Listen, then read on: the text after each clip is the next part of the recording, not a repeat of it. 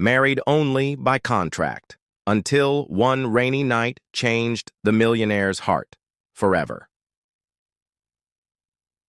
The contract, the penthouse suite overlooked San Francisco's glittering skyline. But Diana Winters barely noticed the view as she stood before the floor-to-ceiling. Windows, her reflection staring back at her in the glass. The white silk wedding dress she wore felt like a costume, beautiful but foreign against her skin. 28 years old, successful architect, and now a wife to a man she'd spoken to exactly 3 times before today. The door opened behind her with a soft click, and she didn't need to turn around to know Jonathan Reed had entered. She could feel his presence filling the room, commanding and intense even in silence. The wedding ceremony had been a performance, perfectly orchestrated for the cameras and the business world watching their every move. Reed Industries merging with Winters architecture through the most traditional method possible, a marriage that would unite 2 of the city's most innovative companies. So, Jonathan's voice cut through the silence, deep and controlled. Here we are. Diana turned slowly, taking in her new husband's appearance. He'd removed his jacket and loosened his tie, but even in this relaxed state, he radiated an authority that made lesser men step aside. His dark hair was perfectly styled, his jaw clean-shaven, and his gray eyes held an intelligence that both attracted and intimidated. At 32, he'd built Reed Industries from nothing into a tech empire, and everyone knew he didn't achieve that through kindness. "Yes," she replied simply. "Here we are." Jonathan moved to the bar cart in the corner, pouring himself a glass of whiskey without offering her one. The slight was probably unintentional, but Diana noted it anyway. Everything about this man suggested he was used to being alone, making decisions without consulting anyone else. "I assume you understand the terms of our arrangement," he said, his back still turned to her. "This marriage is purely business. My company needed your architectural innovations for our new headquarters project, and your firm needed our financial backing to survive the economic downturn." Diana's spine straightened. Her company hadn't been failing, merely cautious about expansion during uncertain times, but Jonathan's investment had indeed opened doors that might have remained closed for years. "I understand the business aspects perfectly," she said coolly. "What I'm unclear about are the personal expectations." Jonathan turned, whiskey glass in hand, and studied her with those penetrating gray eyes. "Personal expectations? We're legally married now, Jonathan. We'll be living in the same space, attending events together, presenting ourselves as a couple. I need to know what that looks like in practical terms." A smile ghosted across his lips, but it held no warmth. "Smart question. I appreciate directness." He moved closer, stopping just within her personal space. "Here's what I expect. We maintain separate bedrooms, separate schedules when possible. We present a united front in public, play the part of devoted newlyweds when necessary. In private, we're business partners, nothing more." Diana absorbed this, noting the careful way he'd phrased everything. "And romance? Intimacy?" "Not part of the contract," he said flatly. "I'm not looking for a fairy tale, Diana. I'm looking for a partner who understands that some relationships are built on mutual benefit rather than emotion." The word stung more than Diana had expected. She'd entered this arrangement with her eyes wide open, knowing it wasn't a love match. But hearing it stated so bluntly, so coldly, made something inside her chest tighten with unexpected hurt. "I see," she managed, proud that her voice remained steady. "And what if one of us wants to change the terms? What if feelings develop despite our best intentions?" Jonathan's expression hardened. "They won't." The certainty in his voice was absolute, unshakable. Diana found herself wondering what had made him so sure that love was impossible, so determined to keep his heart locked away. But that was a question for another time, if ever. "All right then," she said, extending her hand as if sealing a business deal. Partners! Jonathan looked down at her outstretched hand for a long moment before taking it in his much larger one. His skin was warm, slightly rough from whatever hobbies he pursued outside the boardroom, and Diana felt an unwelcome flutter of awareness at the contact. Partners, he agreed, his thumb brushing almost imperceptibly across her knuckles before he released her hand. The next morning, Diana woke in the guest bedroom that had been designated as hers, sunlight streaming through unfamiliar windows. The space was beautiful, decorated in soft blues and whites, but it felt temporary, like a high-end hotel room rather than a home. She found Jonathan in the kitchen, already dressed in a perfectly tailored suit, reading something on his tablet. While drinking coffee, he looked up when she entered, his gaze taking in her silk pajamas and tousled hair with an expression she couldn't quite read. "Coffee's fresh," he said, nodding toward the machine. "I have meetings starting at 7, so I'll be gone most of the day." Diana poured herself a cup, grateful for something to do with her hands. "I have site visits scheduled this afternoon. The Morrison project is entering the final design phase." "Good. I'll have my assistant coordinate our schedules to avoid conflicts." Jonathan stood, gathering his things with efficient movements. "There's a charity gala next Friday, Technology Innovation Awards. We'll need to attend together." "Of course. I'll have something appropriate to wear." Jonathan paused at the door, and for a moment Diana thought he might say something personal, something that acknowledged the strangeness of their situation. Instead, he simply nodded. "Have a good day, Diana." "You too, Jonathan." After he left, the penthouse felt enormous and empty.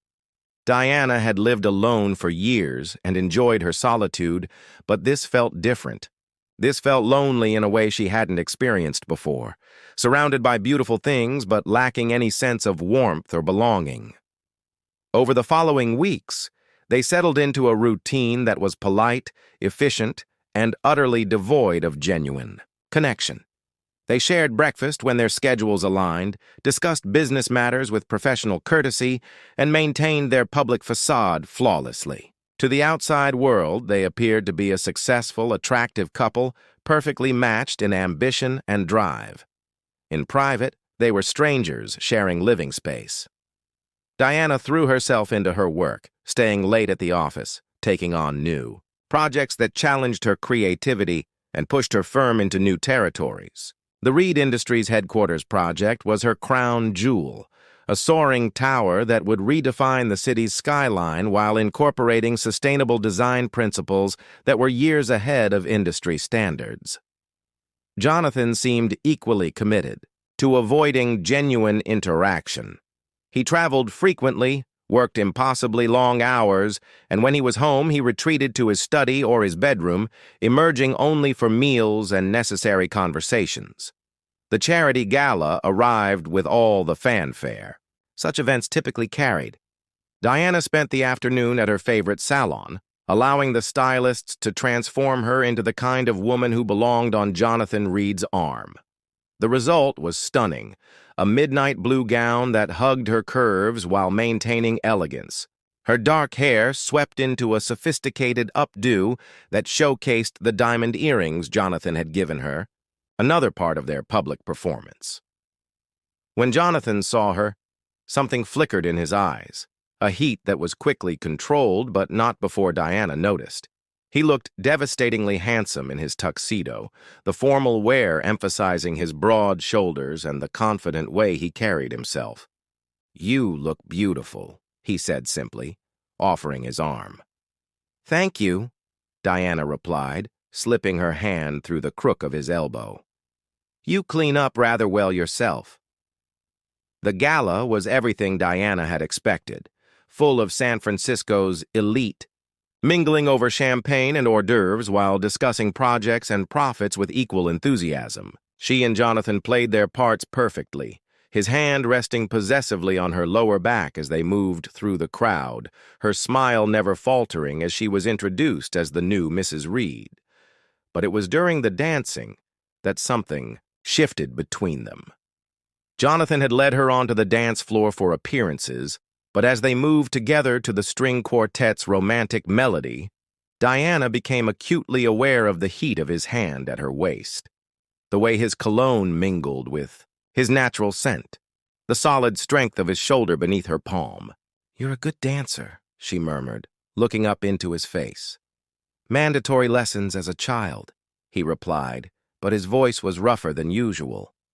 "My mother believed proper dancing was essential for business success." Was she right? Jonathan's eyes dropped to Diana's lips for just a moment before returning to meet her gaze. "I suppose we'll find out."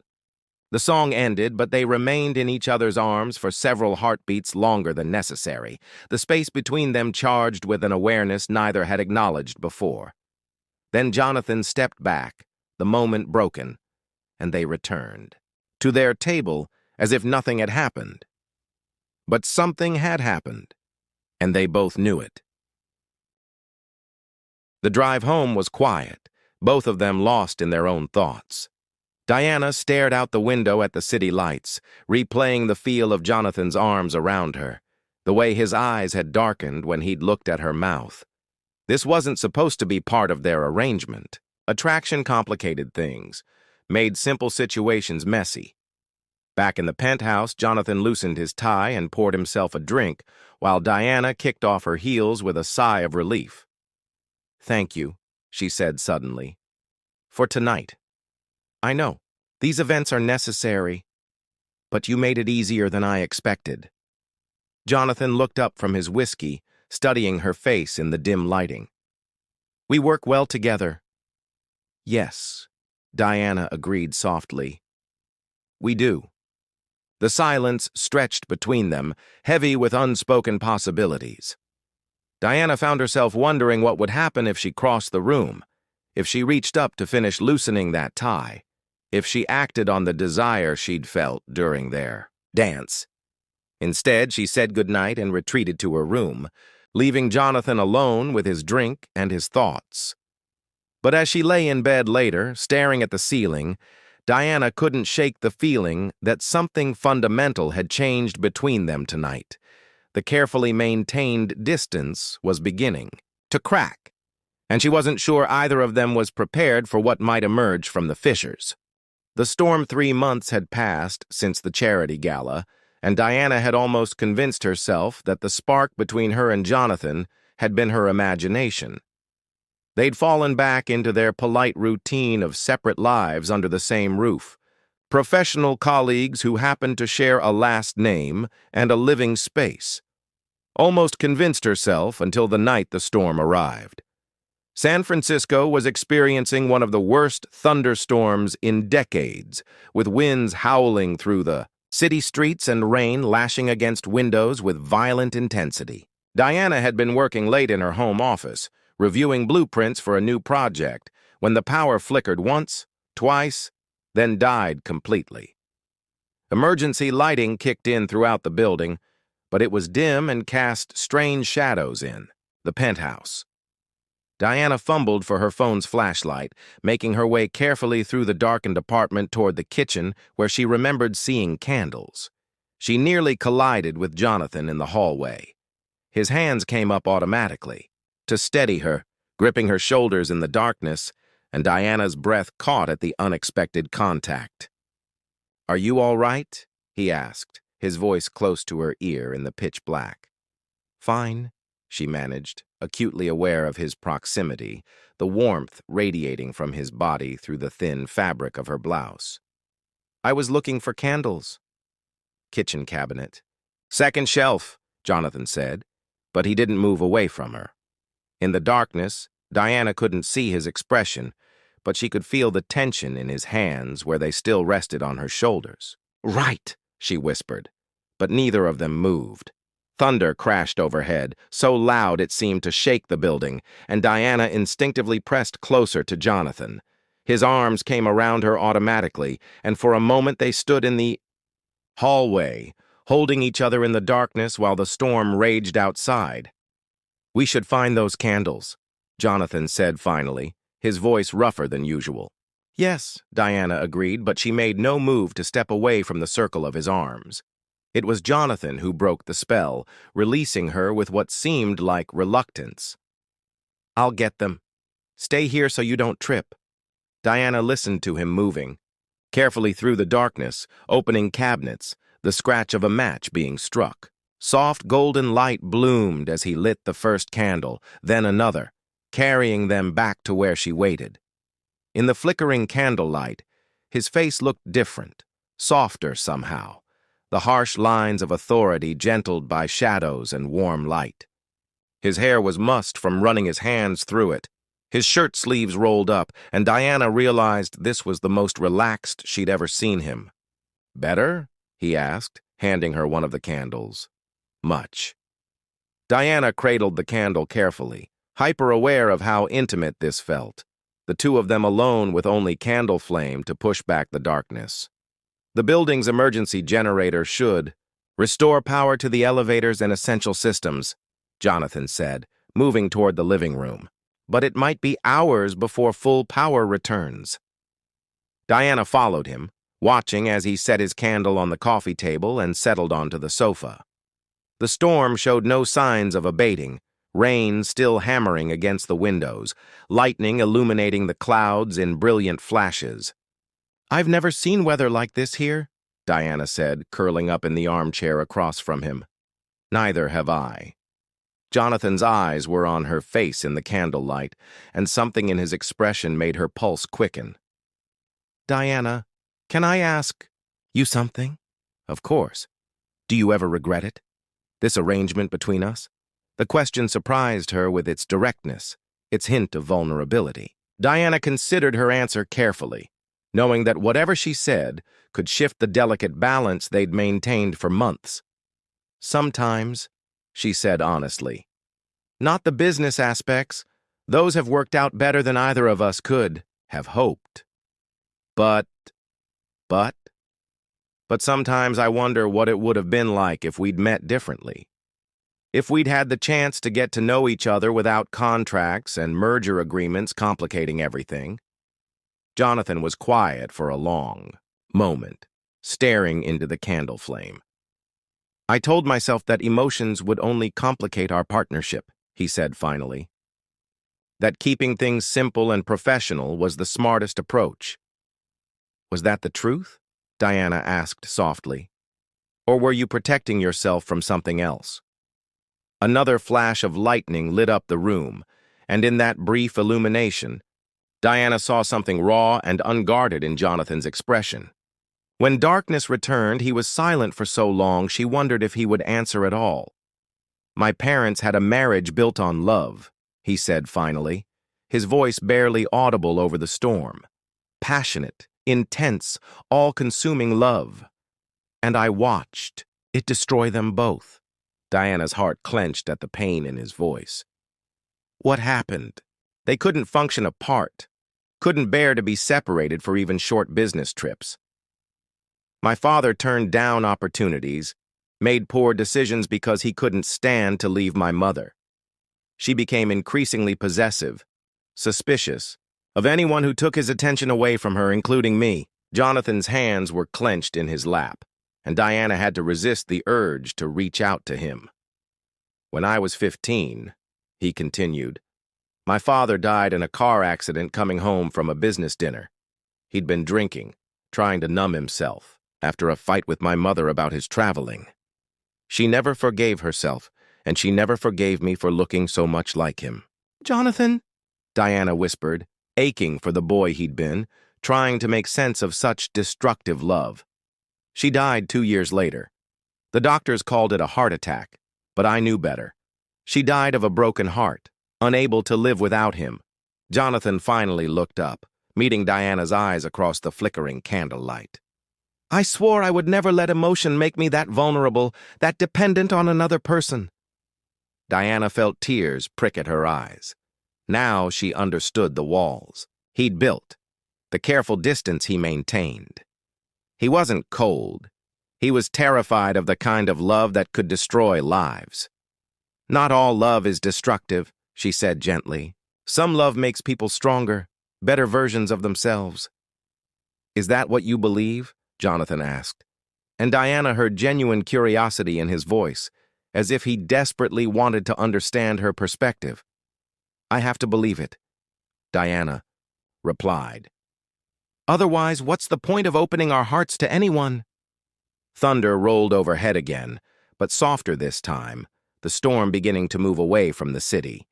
In the gradual quiet, Diana realized that something fundamental had shifted between them.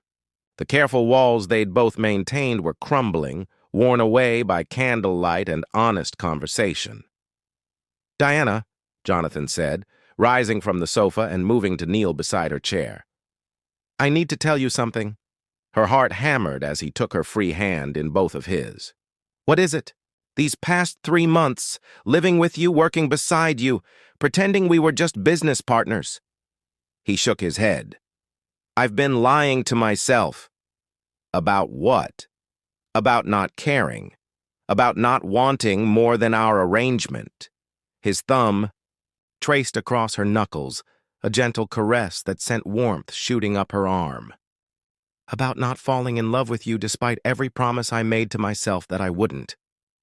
Diana's breath caught. "Jonathan." "I know this complicates everything," he continued, his eyes never leaving her face. "I know it goes against everything we agreed to, but I can't pretend anymore that what I feel for you is merely professional respect." Diana set her candle on the side table with trembling fingers, then framed his face with her hands. In the golden light, he looked younger, more vulnerable than she'd ever seen him. "Then stop pretending," she whispered. Jonathan's eyes darkened, and he leaned into her touch. "Diana, if we cross this line, there's no going back. Everything changes." "Maybe it's time for things to change," she said, her voice barely audible. Over the dying storm. Jonathan rose slowly, drawing her up with him, his hands never leaving hers. They stood facing each other in the candlelight, years of careful distance evaporating in the space of a heartbeat. When he kissed her, it was with a tenderness that made her knees weak, a reverence that spoke of feelings too long denied. Diana melted into him, her arms winding around his neck, finally allowing herself to acknowledge what she'd been fighting for months. She was in love with her husband, not the contract marriage, not the business arrangement, but the man himself. The brilliant, complex, wounded man who'd just trusted her with his deepest fears. When they finally broke apart, both breathing unsteadily, Jonathan rested his forehead against hers. "I love you," he whispered. "God help us both. But I love you. Completely." "I love you too," Diana replied, and felt the last of her defenses crumble away. "I have for weeks, maybe months. I just didn't know how to tell you." Jonathan's smile was radiant in the candlelight, transforming his entire face. "So where does this leave us?" Diana laughed softly, her heart full to bursting with happiness and relief. "I suppose we'll have to renegotiate our contract." "What kind of terms did you have in mind?" Jonathan asked, his arms tightening around her waist. "How about a lifetime partnership?" Diana suggested, her eyes sparkling with mischief and love. "With full emotional investment from both parties." "That's a significant commitment," Jonathan said solemnly, though his eyes danced with humor. "Are you sure you're prepared for the risks involved?" "With you?" Diana reached up to kiss him again, pouring all her love and hope into the contact. "I'm willing to risk everything." Outside, the storm had finally passed, leaving the city washed clean and sparkling under emerging stars. But inside, the penthouse, surrounded by flickering candles and newfound love, Diana and Jonathan barely noticed. They were too busy discovering that sometimes the best arrangements are the ones that grow beyond their original boundaries, transforming into something neither party ever dared to dream possible. Their contract marriage had become something far more precious, A love story written in candlelight and sealed with the kind of kiss that changes everything forever.